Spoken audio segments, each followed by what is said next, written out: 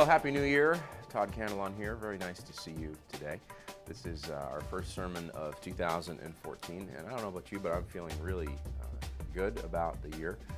Yeah, you're laughing, of course. It's just begun. What's not to feel good about? But I feel pretty optimistic about this year. Last year was a really tough year, and my wife and I are both expecting good things in 2014.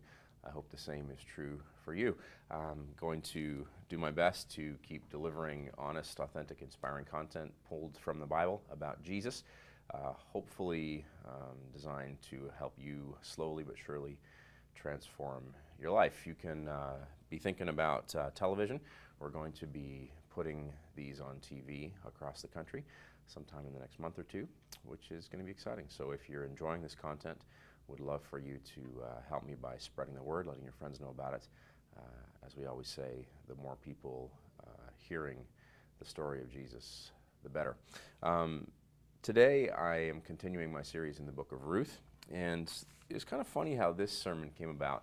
It's the new year. I was dealing with a little bit of a post-New Year's, not hangover, but just feeling tired and listless and irregular, let's put it that way. And I had the pressure of coming into work after having a week and a half off and coming up with something that wouldn't waste your time. And this is the constant pressure a preacher faces. I like to say that preaching is kind of like newscasting. You have this constant pressure to come up with something worthwhile in a newscaster's context every single day, in a preacher's context every single week. And it's a lot of pressure. So I sat in my office trying to figure out how to suck blood from a stone, because sometimes that's what it feels like when you're dealing with a text, working through its entirety, as I am with the book of Ruth. You sit there and you feel like, I got nothing. And sometimes you just want to say, you know what, I'm not going to do it this week. But the thing with me is I'm a doer. If I'm not doing what I said I would do, I find it very easy to fall off the wagon. It's like that with working out with me. For example, if I'm working out and I miss a day, I find it very easy to miss 2 days. If I miss 2 days, I find it very easy to miss 3 days. So when it comes to this sermon exercise, I just got to keep at it. So I was sitting in my office yesterday, freaking out a little bit, feeling a lot of pressure to come up with something amazing. But as I wrestled with the text for this week, as I usually do, had a moment as I was studying the passage where I realized that the people in this passage are very ordinary people.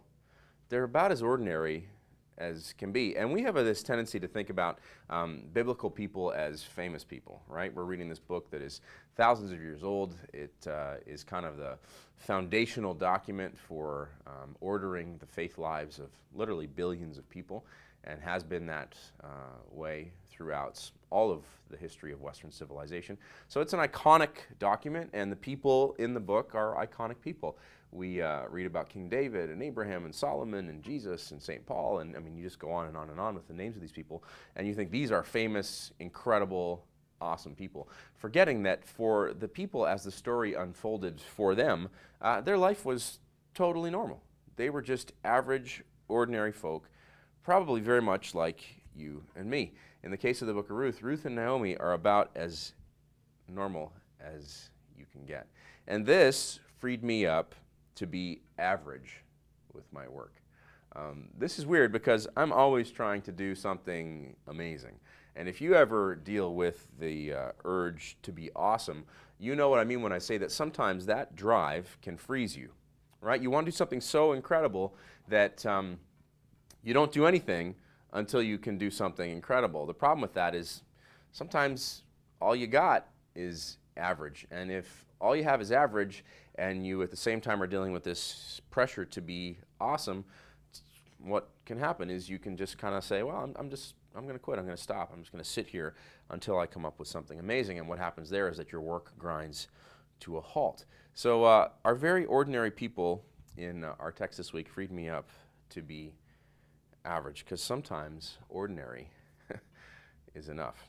This is Ruth chapter 2. I'm going to read verses 1 through 13. This is, as usual, out of the New King James Version. There was a relative of Naomi's husband, a man of great wealth of the family of Elimelech. His name was Boaz. So Ruth the Moabitess said to Naomi, "Please let me go to the field and glean heads of grain after him, in whose sight I may find favor."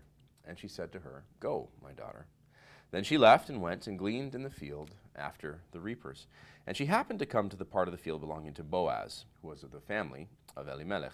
Now, behold, Boaz came from Bethlehem and said to the reapers, "The Lord be with you." And they answered him, "The Lord bless you." Then Boaz said to his servant who was in charge of the reapers, "Whose young woman is this?" So the servant who was in charge of the reapers answered and said, "It is the young Moabite woman who came back with Naomi from the country of Moab." And she said, "Please let me glean and gather after the reapers among the sheaves." So she came and has continued from morning until now, though she rested a little in the house. Then Boaz said to Ruth, "You will listen, my daughter, will you not? Do not go to glean in another field, nor go from here, but stay close by my young women. Let your eyes be on the field which they reap, and go after them. Have I not commanded the young men not to touch you? And when you are thirsty, go to the vessels and drink from what the young men have drawn." So she fell on her face, bowed down to the ground, and said to him, "Why have I found favor in your eyes, that you should take notice of me, since I am a foreigner?" Then Boaz answered and said to her, "It has been fully reported to me all that you have done for your mother-in-law since the death of your husband, and how you have left your father and your mother and the land of your birth, and have come to a people whom you did not know before. The Lord repay your work, and a full reward be given you by the Lord God of Israel, under whose wings you have come for refuge."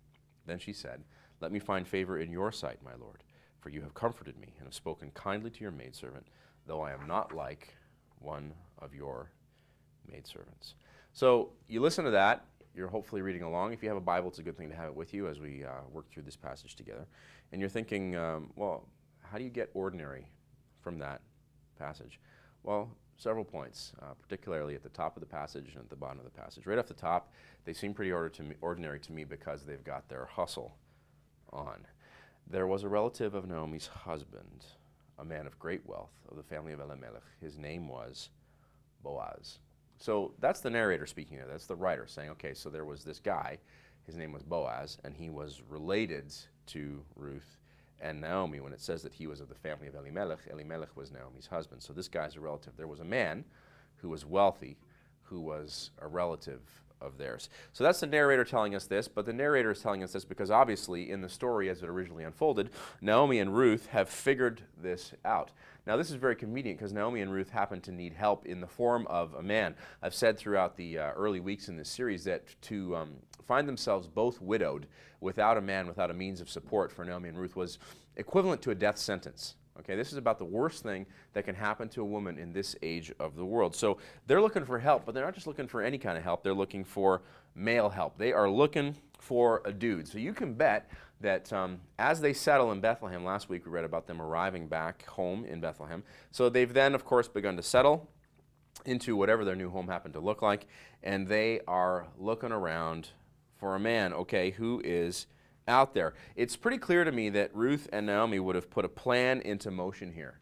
Okay, they would have put a plan into motion. The plan is we need to find a dude. All right, the point is this. They made a plan. The reminder to you and me is this. You need to observe your life. Okay, don't just live in your life.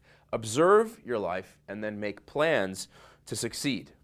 My wife and I did this week. We set goals for 2014 over the last month, and now we are sitting down actually today to make a plan. Because my wife reminded me something she read, which was a very, very good quote. A goal without a plan is just a dream. Okay, so observe your life. Don't just live in it. Observe your life and then make plans. And no matter how desperate your circumstances happen to be, work with what you've got. Look at verse 2 with me. So Ruth the Moabitess said to Naomi, "Please let me go to the field and glean heads of grain after him, in whose sight I may find favor." And she said to her, "Go, my daughter." You know, you wouldn't think there's anything really significant happening here, except for the one word, glean. Please let me go to the field and glean. What I'm trying to do here is connect this to the idea of working with what you've got. Just doing the best you can with what you happen to have at the moment. This notion of gleaning the fields is, totally foreign to us as modern day listeners here in the West. This is referring back to two direct commands from God to his people. They're recorded in Leviticus chapter 19 and in Deuteronomy chapter 24 that put in today's language were basically an instruction to engage in sloppy harvesting.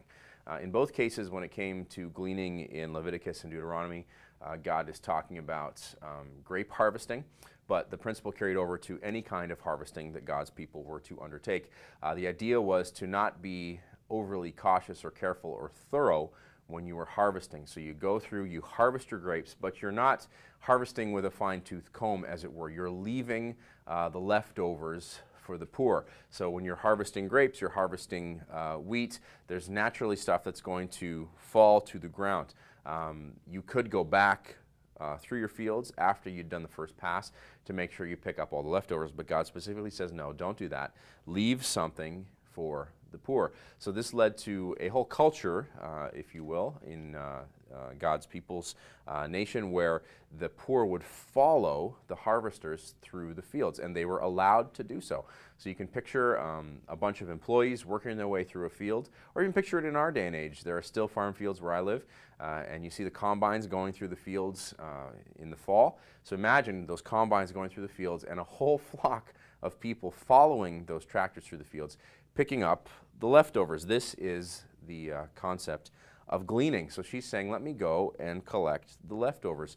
So specifically, this is hinting at the fact that greedy efficiency, you know, the kind of efficiency that obsesses over making sure you don't lose a cent, or in today's automotive world, lean manufacturing. You might know about the concepts of lean manufacturing. It was pioneered by, I believe, the Toyota Motor Company. Basically the idea is that you don't want to ever have the line stop. You don't ever want to stockpile parts, because that's inventory that's just sitting, and so you want to just have the parts come as they're needed. And so this led to really a revolution in auto manufacturing, lean manufacturing. We don't want to waste any money at all. The notion of trying to squeeze every last drop out of something.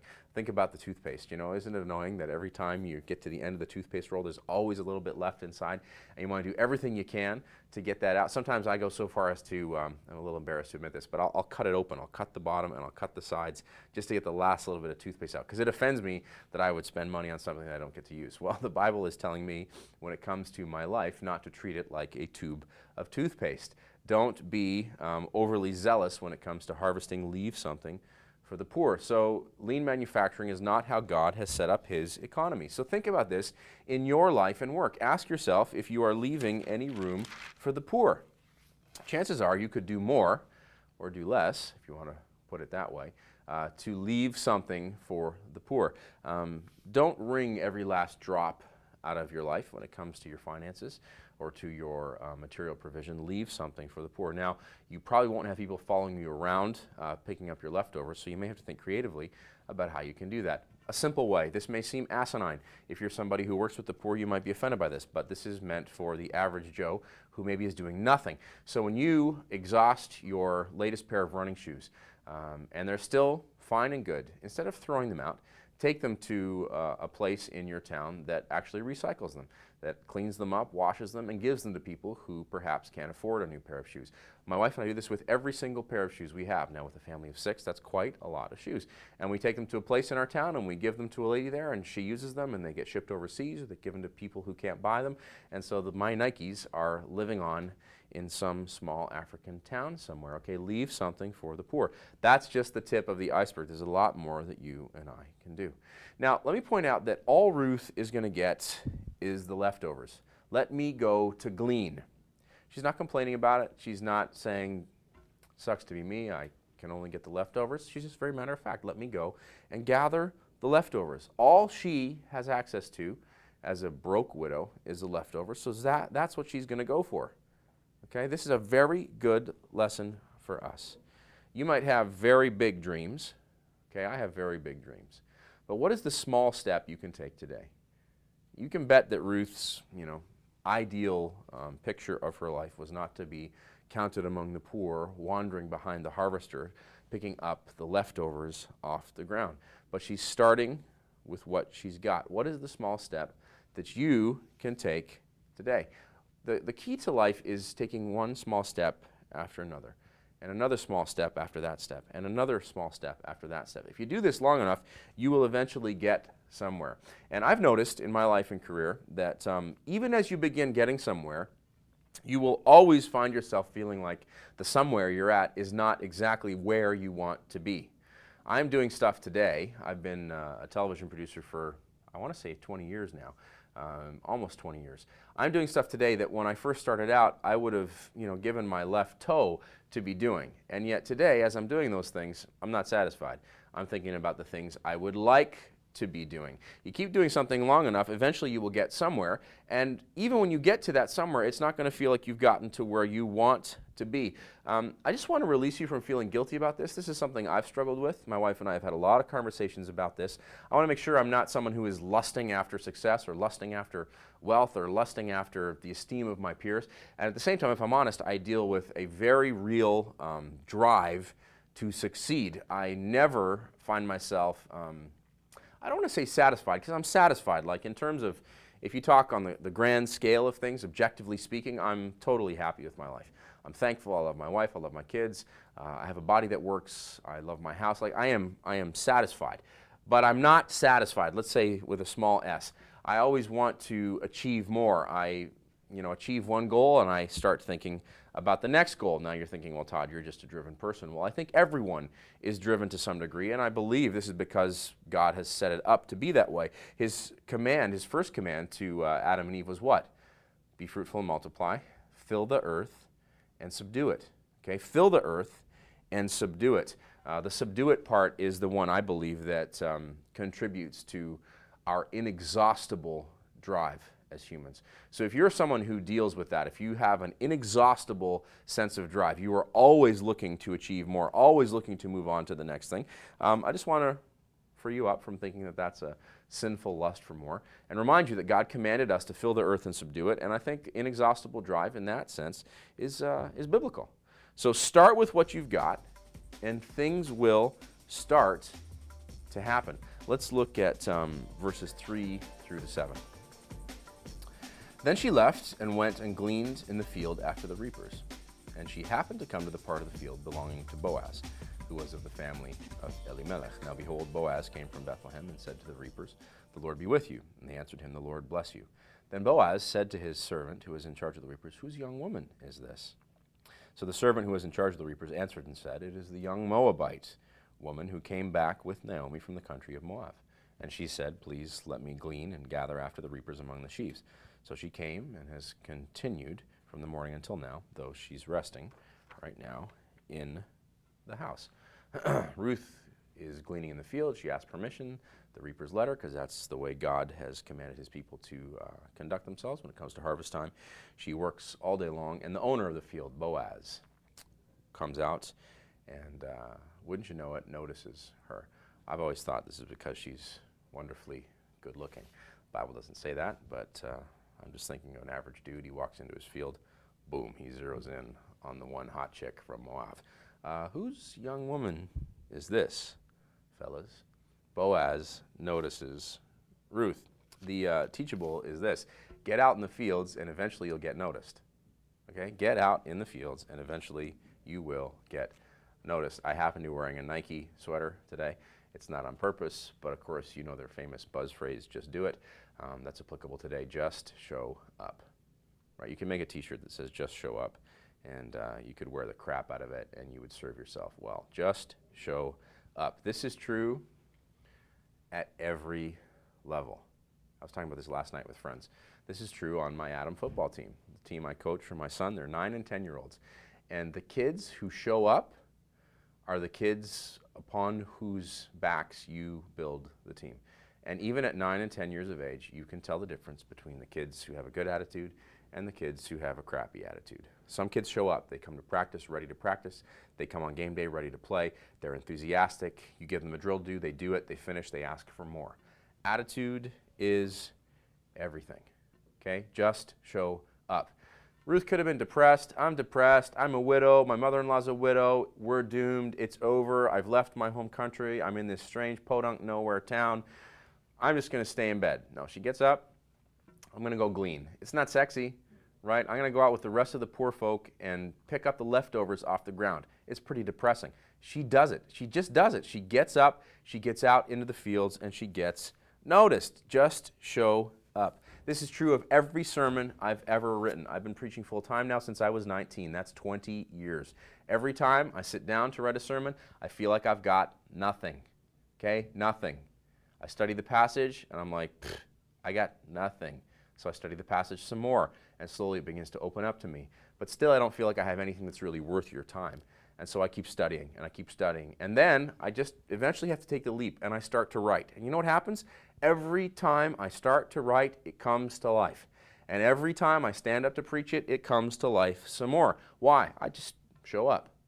This is true of every celebrity interview I've ever done. The worst part for me when I'm in LA getting ready to shoot a series of interviews is the day before I shoot. In fact, the worst time, bar none, is the morning of the shoot.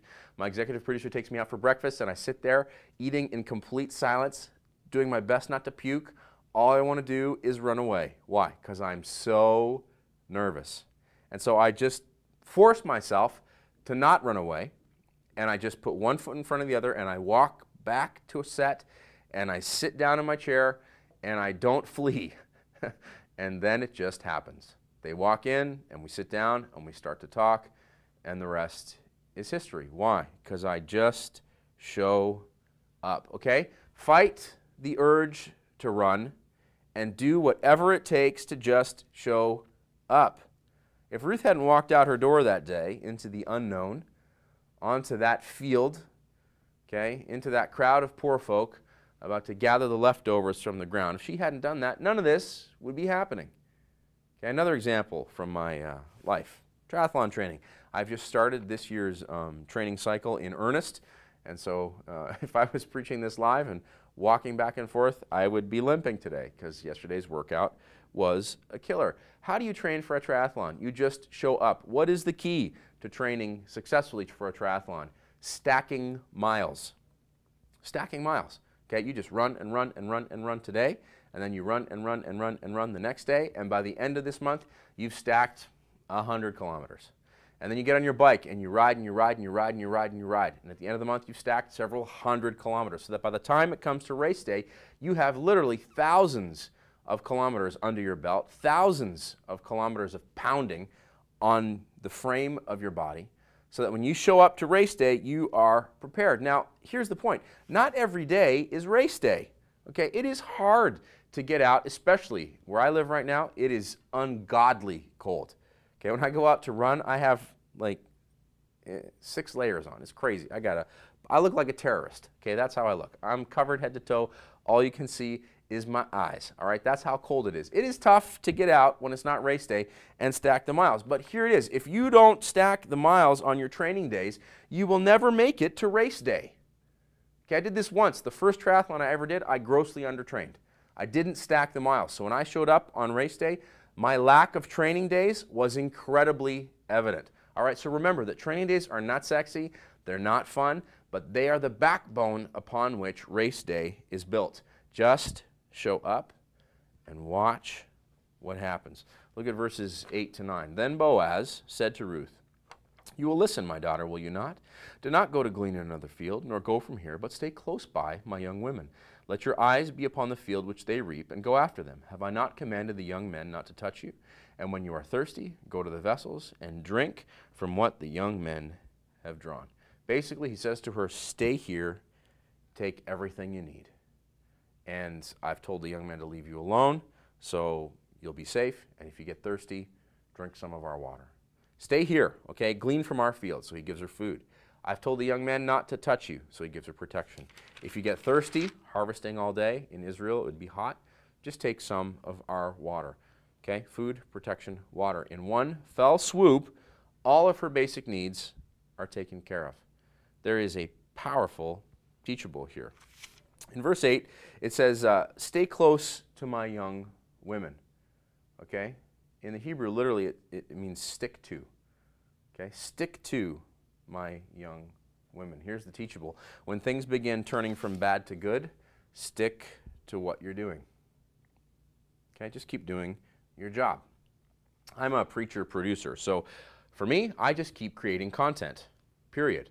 I had this revelation a couple years ago, right in the midst of a dry spell. I wasn't really producing much, and it occurred to me, I'm a preacher-producer. I need to preach and produce. So if you're a writer, write.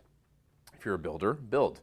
If you're a teacher, teach. If you're an investor, invest. If you're a doctor, heal. If you are a laborer, labor. If you're a performer, perform. Do something. This is a question you can ask yourself every single day. Did I do something tangible today? Did I do something tangible today? If not, then it's a wasted day. And let me remind you that a life is a terrible thing to waste. Do something tangible today. And look at Ruth's reaction when things start to turn. It's very interesting. Look at verse 10. So she fell on her face, bowed to the ground, and said to him, "Why have I found favor in your eyes that you should take notice of me, since I am a foreigner?" So Boaz has just basically said, you're set. Stay here, take the food, you're safe, and when you're thirsty, drink our water. Things are starting to turn from bad to good. This is the first glimmer of hope we've had so far in Ruth's story. Things are starting to turn around, and what does she do? She falls on her face, she bows to the ground. She, in effect, says, I don't deserve this. Why are you being so nice to me? It's beautiful that there's no entitlements here in Ruth. Okay? She doesn't talk back. She doesn't say, yeah, about time you noticed me, Boaz. What took you so long? No, there's no entitlements. There's just humility and gratitude in her reaction.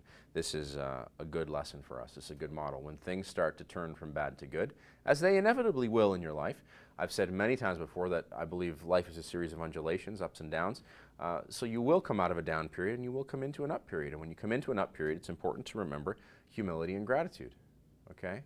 Resist the urge to begin feeling entitled. This is a very good model for us. I want you to notice as well that she's not obsessed with what other people think of her. This is very poignant for us. Would have been less so for her, but we happen to live in the age of social media when everybody is scrutinizing everybody all the time, and where it's very easy for us to become obsessed with what people think of us. Ruth is, I think, oblivious because Boaz is the one who has to point out her reputation to her. This happens in verses 11 and 12. And Boaz answered and said to her, "It has been fully reported to me, all that you have done for your mother-in-law since the death of your husband, and how you have left your father and your mother and the land of your birth, and have come to a people whom you did not know before. The Lord repay your work, and a full reward be given you by the Lord God of Israel, under whose wings you have come for shelter. It has been fully reported to me, all that you have done." Somebody's watching. This is wonderful. She has no way of knowing that Boaz would have any idea who she is. I don't know if this has ever happened to you, where you meet a complete stranger who knows who you are. Someone like me who works a little bit in the public eye in terms of media, this happens to me quite a bit. Well, I'll just be like, literally, one time I was in Alabama and I bumped into somebody who knew me from television. Very strange, very, very weird. When it comes to preaching, sometimes I'll meet somebody who knows somebody who knows somebody who sent them a sermon, and it had an impact on their life.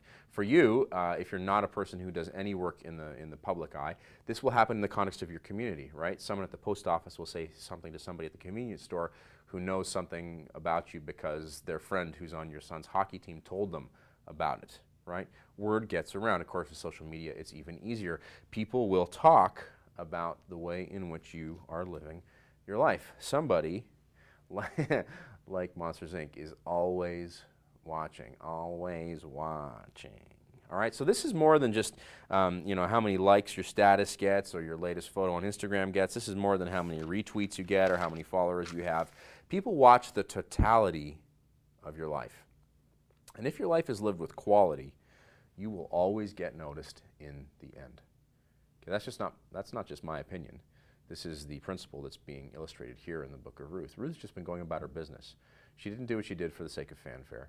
She just happens to be in this field gathering up the leftovers with the rest of the poor. The guy who owns the field comes out and he's heard about her. In fact, it has been fully reported to him everything that she did for her mother-in-law. People watch the totality of your life. Word gets around. Okay, if you live your life with quality, you will always get noticed in the end. Verse 12, "The Lord repay your work, and a full reward be given you by the Lord God of Israel, under whose wings you have come for shelter." These are beautiful, powerful words of promise. In the Hebrew, "the Lord repay your work" actually says the Lord will repay your work. So in the Hebrew, it's a promise. Okay, he's not saying the Lord repay your work. He's saying the Lord will repay the work that you have done. Okay, hear that. God will repay the work that you have done, and a full reward be given you by the Lord God of Israel. This is really cool. The full reward part in the Hebrew means equitable wages will be given you. Okay, hear that. Equitable wages. You will get what you deserve. This is a novel point. As a Christian preacher, I talk a lot, and most Christian preachers and most Christians who have any kind of biblical literacy talk a lot about grace. Okay, we talk a lot about getting the good we don't deserve in Jesus. Okay, we talk a lot about Jesus' goodness being applied to us at the cross. So we tend to think a lot in terms of grace. We tend to speak a lot in terms of we don't deserve anything. Everything we have is gift. Everything we have is grace. And this is rightly so, because we can never earn God's favor. So when we're talking about God's favor, when we're talking about sin and punishment, when we're talking about righteousness and justice, we can never be good enough to merit God's favor, which is why we need grace. But in your day-to-day life, this is a day-to-day life moment here in Ruth. In your day-to-day life, it seems pretty clear to me from this passage that God is keeping track of who shows up and who doesn't, and that He's planning on rewarding those who do. Okay, take that to heart. The Lord God will repay you, and you will receive what? A full reward, equitable wages. You will be properly compensated by God for the work that you do. That is a reason to get out of bed tomorrow. Now, we're not talking here about salvation. We're not talking here about justification or how to deal with sin. We're talking about day-to-day living. God is watching. He will reward those who show up. This is cool. God notices. This is motivation to get up out of bed tomorrow. Todd, are you saying that God is going to reward me if I work hard? That's what the Bible is saying here in the book of Ruth. Now, granted, Boaz is saying this to Ruth for Ruth, but we believe, because this book is in the Bible, that the lessons of this story are applicable across all times to all peoples. That's what the whole story of the Bible is all about. So it is not stretching the truth to say that the same will be true for you. God notices, God is watching, He will reward those who show up. So you might not be an exceptional person.